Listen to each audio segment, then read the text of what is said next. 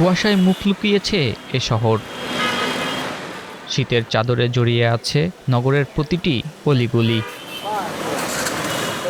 আলসের আড়মোড়া ভেঙে জীবন সংগ্রামে যে চোখকে হার মানাতে পারেনি কোনো ঋতু। তাই তো 5 জনের সংসারে দুমুঠো আহার জোগাতে হিম সকালে উষ্ণ বিছানার মায়া ছেড়ে কাজের সন্ধানে অপেক্ষা সংগ্রামী শ্রমিক নারীদের।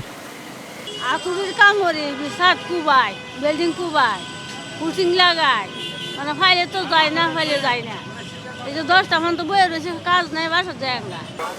শৈত্যপ্রবাহে সূর্যের আলো ফুটে ওঠার আগে প্রতিদিনের মতো হাড় কাঁপানো শীতেও শহরের বিভিন্ন সড়কে অবস্থান দিনমজুর শ্রমিকদের। একটি নির্দিষ্ট সময় অপেক্ষা করে কেউ যান শহর বা শহরের বাইরে কাজের জন্যে, আবার কেউ ফেরেন হতাশা নিয়ে নিজ নিরে। মাটি কাটা ডালাই মানে যে বাজে কিছু কাম আমরা করি, কাজ আমরা নাই, আমরা অসহায় ঘুরতেছি। আমরা কোনো কাম কাজ না, আমরা মধ্যে কোনো কাম কাজ করতে পারি না। 300-400 টাকা হাজিরা কাম, এটা তো আমরা ঘর ভাড়াও দিতে পারি না, খাওয়াও দিতে পারি। দিন এনে দিন খাওয়া প্রতিটি মানুষের আয়ে নেতিবাচক প্রভাব পড়েছে এই কনকনে শীতে। বেশিরভাগের আয় কমেছে 30 থেকে 40%।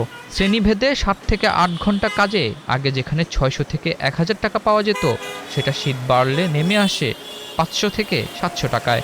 অন্য কাম পাই না, আমরা বলেছি কিভাবে চলবো, মাল্লাই ছাড়া চলে, আমরা দিন মজুরিরা বাদ খাই। রাজরোড দোনোটাই কাজ করি, একদিন হইলে 5 দিন হয় না, 5 দিন হইলে আবার একদিন হয় না। শীতে একটু কম আছে, আর এটাই তো মানে বেচাকেনার ওপরে এই মোটামুটি কোনোরকম চলে আর কি, সেই আর কি। অটোরিকশার কারণে আয় এখন অনেক কমে গেছে প্যাডেল রিকশায়। সেই আয় আরও কমে যায় শৈত্যপ্রবাহে। আমার পার রিক্সালি ধরেন মোটামুটি খরচ মজ বাদশা দিই 300-400 এরকম থেকে। শীত কম থাকে 500 পর্যন্ত রাখি। শীতে এখন কম হয়, এখন শীতে আর কি কোনো রকম রোজগারটা লয়ে যায় খাবার জন্য, আর এখন আগের মতন নাই। আগে পায়ের গাড়িতে যেমন খেপ মারছি, এখন অটোতে সব লয়ে যায়।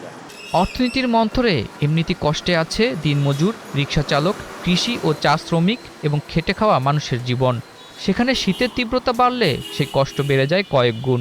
দুমুঠো আহার জোগাতে ত্যাগ করেছেন আরামায়েশের সব আকাঙ্ক্ষা।